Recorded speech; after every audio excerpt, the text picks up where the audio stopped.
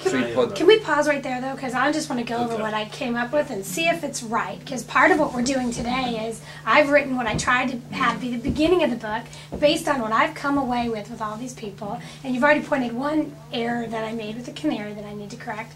But what I expanded it to, remember the canary? I have to put her in a cage now, was the idea that the extension of the Klinghardt axiom I called the total body burden. And the 5 different areas, or 4 different areas, 1 is 3, are the energetic burden, is even with the pathogen burden, is even with the toxic burden, and then the last one I called it chaos burden. And what I was trying to describe was, now that you're in this toxic state, you have immune chaos, it's attacking a carrot and leaving the measles alone. You have metabolic chaos, the adrenal glands aren't functioning, your thyroid's not functioning, you have all this metabolic stuff that's not working right, and then you have neurologic malfunctioning because they're all in a state of chaos. And those were the 1, 2, 3, 4 with that 4th one in 3 categories. The area that I feel like there's this symbiotic relationship with that they all kind of. What you're talking about is the Klinghardt-Gorman axiom. There we go, the Klinghardt-Gorman axiom. There we go. And the reason why I really expanded it was because I felt like the Klinghardt axiom was very important for part of it. But as soon as you get to the biochemistry, which is what you're really interested in, the energetic is a piece of it. What you could say is the energetic is the one side of the Klinghardt axiom. Then the other piece is all these other 4 divided in. But then I think they have a linear relationship. And here's my point. That's where we mess up in our treatment with our kids, is the lack of recognition for the balance between all of these things, number one, and a lack of recognition that every single intervention we do has a cascade that follows. And it's the cascade where we run into trouble. And I really, because for example, Dr. Yasko pointed out very clearly in her experience that when you successfully target pathogens, because I think last night we feel like what the RNA is really doing really well is telling your body, you've got measles in the small intestines. Go in there and get the measles in the small intestine. So you're signaling to your body that you have a problem. That in turn makes your body recognize the pathogen, you kill it, and as soon as you kill it, 2 things happen, and correct me if I'm wrong. 1, it dumps the metals that it was holding on to. Well, I think this I'd like to sort of clarify a little bit on Gary Gordon's theory with that. Okay. It's not killing the measles that dumps the metals, but it's very simple that the presence of the measles was creating these signaling substances that the measles create to sustain themselves. Okay. They have to subdue certain portions of our immune system. Okay. And part of their effect was that they inhibited some of these molecular pumps that are responsible for a defective detox. And so we're simply subduing the measles. These pumps are now freed up, and the person can detox again naturally. Yeah? By elimination of the measles? Well, by the presence of the measles was suppressing certain certain aspects of the pumping mechanisms. And simply the absence of the measles does no longer suppress that. And so the system just self-regulates up. It is not that the RNA is actually causing a heavy metal detox. Well, it's the absence of the measles that causes a heavy metal detox. Well, here's how I felt like you had explained it. And I know that the previous head of AAEM was at your last conference, and he said, I didn't believe this when Dr. Klinghardt said it 15 years ago, but now I do, that when you kill pathogens, metals are released. And my understanding was that pathogens actually sequester metals. And then the bigger piece of that is that, my understanding now is that cholesterol, body fat, and pathogens are all there to protect your body from toxic burden. Yeah. No. That's absolutely true, yeah, but it's true on a more macroscopic range. For example, it's been found that the Candida fungus can store a multiple of its own body weight in toxic metals in its cell wall. And the body grows Candida in areas where we have heavy metal contaminated. To protect itself. And basically the Candida mops up the metals and frees up the body so it can function again.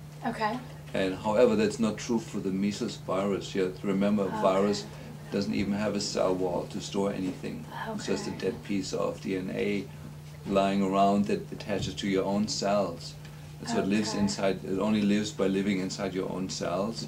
Okay. And so the viruses are not included in that observation, sort of that the microbes are used for exchange, as an exchange, ion exchange resin basically. The microbes live in areas that are contaminated at the benefit to the body that they then absorb the metals into themselves, and at the cost to the body that they're now eating the body's nutrients, and that they're creating metabolic products that may not be good for the body. And so there is an exchange, there's a giving and taking. But this is only true for microbes that at least have a cell wall, at least big enough to have a cell wall. So for the measles, that's not the case. And so my observation based on my testing is that really the measles virus, well, it's really more complicated than that. The presence of the measles in the small intestine causes leaky gut syndrome with all the allergies and all the sequelae of that.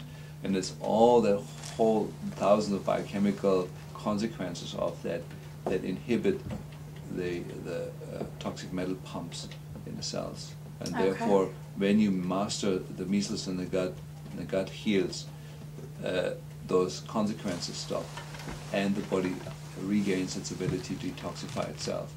That's why after giving the metals one, the metals are coming out. We've observed that with other antiviral measures. When we just give somebody Valtrax or acyclovir, we observe the same thing, that metals start tumbling out when the viruses are subdued long enough for the inflammation in the gut to disappear. That's when the metals start coming out. And so that's why I find it a little unfortunately to call the RNA that addresses the measles in the small intestine, call it metals 1. Because it's sort of like looking at one of tens of thousands biochemical consequences, that when you give this, the gut heals and you detox metals. But it overlooks that there's probably 9,999 other beneficial things that happen. And just to name a product by one of the many things it does, I find it a little unfortunate personally. It goes with the perseveration on metals, though. It goes with that. Okay, now really quickly back to the whole idea that most of the pathogens, not the viral load, but most of the pathogen load, like the parasites and the bacteria and the fungus, cholesterol and plaque in the blood, and body fat, if they're all designed, or maybe not designed, but if they're all acting the role of protecting from your own toxic burden, let's now go into one very common intervention in autism and why it might be failing, at least in the way they're using it. The specific carbohydrate diet, which I'm sure you're familiar with, Elaine Gottschall, Breaking the Vicious Cycle, is definitely effective at reducing the pathogen level in the gut. So you'd think it would be this fantastic thing, but I think what's happening with a lot of these parents and why it doesn't ultimately result in success is, don't you think the metals are just redistributing and then causing the problem all over again? It's these cups, they have to be in balance, and you can only, if you use a single method and address one of the issues, you can only work it down to a certain level, and then if the other ones are bigger than this one, you can't work this one down any further. You can, with one specific intervention, only it takes you so far, and then you have to address the other ones. But wouldn't the wiser thing, this is how I look at it, okay, the specific carbohydrate diet will kill pathogens. When you kill pathogens, A, you're probably going to dump metals, so you need to have things on board to bind it, pick it up, carry it out, number one. Number two, when you kill microbes, you require more of the very detox pathways that are already broken, like methylation, all those regulation pathways. So you have to be ready to enhance all those pathways to handle the mycotoxins that will be created, or the endotoxins, because aren't those created when they're threatened? When they're threatened is when they produce more of these toxic substances. Of course, yeah. The moment you treat mold, they're explosively excreting their mycotoxins to stop you from doing what you're doing, basically. So as soon as you do something like the specific carbohydrate diet, and you're starving them out, first they're going to create mycotoxins and endotoxins because they're threatened. They're dumping a bunch of metals, and then you need to methylate all the dead microbes. So if you, what I want parents to start to look at all these things as, okay, when I give some Mento, what am I doing? You know, like it's cat's claw, it's going to hopefully kill some Lyme. If it does kill some Lyme and I start to see some symptoms, I probably need to enhance the methylation pathways, probably put a chelator on board to bind some stuff and pick it up. And that's the cascade sort of thinking I want parents to have. Yeah, well, let's hold that back a little bit because we get to that in a little while. Okay. Let me sort of bring it back to where we were. We're looking at the diagnostic procedures to look at where are the sources of the illness that come into the child. And we were at the mold issue. Okay. We discussed first the heavy metal and the mold issue. Then we discussed the infection issue. That I feel out of all the infections, the test for Lyme disease I feel is excruciatingly important. We discussed when you were here also the issue of chronic strep infections and staph infections. There's a test in the nose for coagulase negative staph. It's a very important bug in the nose. There's a chronic tonsil infections in these kids, even after the tonsils are taken out. However, these are so easily addressed. Right. You know, with that I use the underlying remedies. You know, there is a simple sequence of them. You put children for 3 weeks on Pleonote. That's Penicillium notatum. That's a homeopathic. It's a homeopathic mold remedy. And then you follow that for 6 months with a product called Pleosan-Com. That's 2 other molds, homeopathically Aspergillus and Mucor racemosus. And by giving these 3 molds in the sequence, strep infections disappear and staph in the nose disappears in a 6-month period of time. So from addressing molds. Yeah, from addressing molds. It's a strange relationship. That makes sense. It has to do with the pleomorphism theory I don't want to discuss here, you know, because it would take us too far away from what we're doing. But with the infections, I feel the infection that needs to be diagnosed is Lyme disease. All the other infections, bacterial infections and worms, I can anticipate. I deworm all the kids. I treat them all for staph and strep. I don't need any diagnostic work because the lab work is very deficient in this area, especially regarding the worms. Every horse, every cat, every dog is dewormed once a year.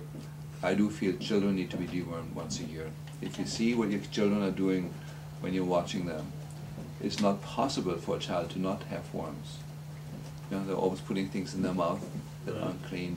And so the deworming a child once a year is, I feel, absolutely necessary. And you would start off with that, right? Because otherwise the worms are eating everything you're trying to put in the gut. I start with that on day 1. Okay. You know, we deworming. And that has been maybe the single most successful initial strategy in our autistic children.